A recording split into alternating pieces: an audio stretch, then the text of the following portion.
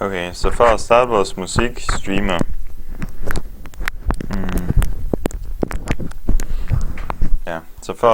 musikstreamer, så kan man gå herind på skeen.info, som også er forklaret i vores manual. Og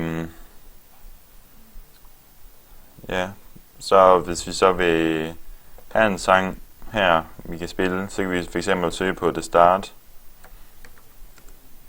Så finde den her. Så kommer det så her med søgeresultaterne, hvor vi så kan downloade den ved at trykke. Så kan vi så se, at downloaden er startet her, hvor lang tid der er til, eller hvor lang tid den er med at downloade, og hvor lang tid den cirka regner med at der er tilbage, hurtigt downloader og sådan noget. Se hassen på sangen, som vi også skal bruge til Magnet Link.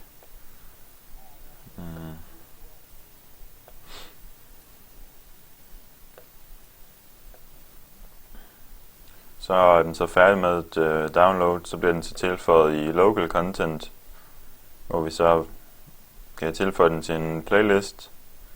Ja, så kommer den så her op i vores playlist. Så kan vi jo så afspille den ved at dobbeltklikke herude.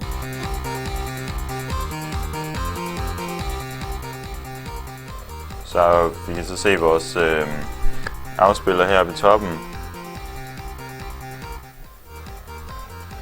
hvor vi så også skal spole sangen.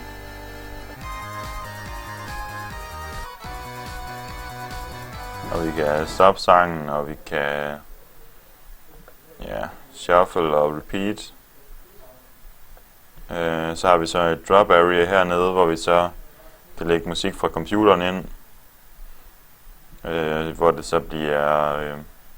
så bliver seedet ud i netværket.